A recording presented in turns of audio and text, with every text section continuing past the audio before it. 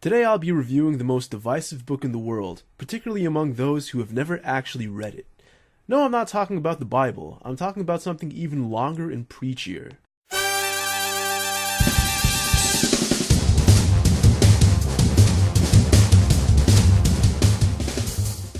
The most brilliant people in society are mysteriously disappearing, and the economy is crumbling.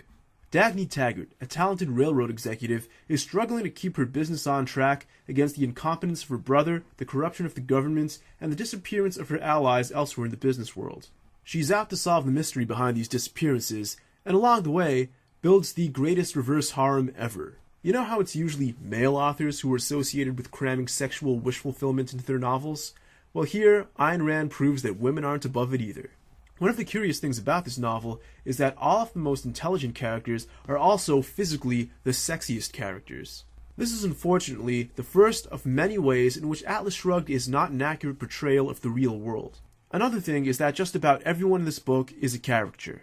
There's very little middle ground between competence and incompetence. There's very little middle ground between those who want to work and those who feel entitled. And that's fine, especially when it comes to satire. In satire, characters are typically caricatures. It just limits how you can translate the messages from the book into the real world. Now, none of this stops Atlas Shrugged from being a really unique and interesting story. In fact, I found many of its themes and messages really refreshing.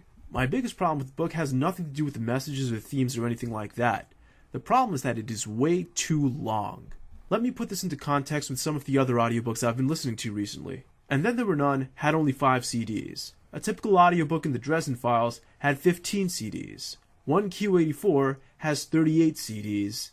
And Atlas Shrugged, 63 CDs. Taking each CD to be about an hour long, you're looking at about the length of a Final Fantasy game.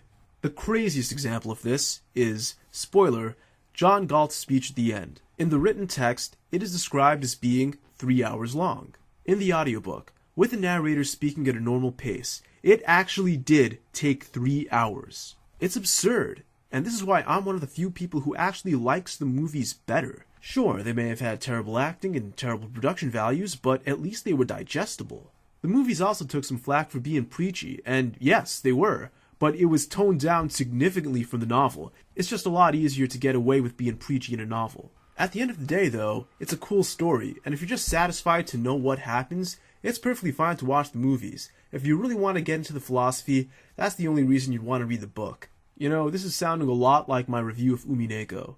It's long, it's wordy, and if you want to get into detail, that's really the only reason to go through the trouble of reading it. Otherwise, watch it. I'm also going to give it the same final grade, single plus.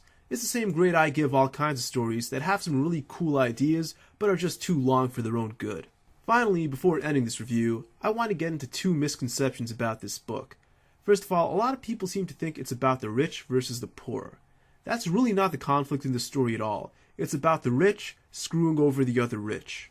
The other thing most people are confused about is the line, "Who is John Galt?" Most people these days seem to think it's some sort of libertarian rallying cry, including libertarians. As used in the book, however, the line, "Who is John Galt?" really means something more along the lines of, "Why bother?" or "I give up."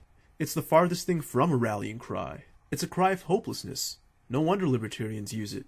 The third and final Atlas Shrugged movie is coming out later this year, but instead of watching it in theaters, I'm going to wait a little bit longer, let it get to my library, and then watch it there for free, just for the irony of watching this iconic capitalistic movie through socialistic means. Now, my next video is also going to be a non-anime review, but on top of that, it's going to be a non-fiction review. Stay tuned, it should be good.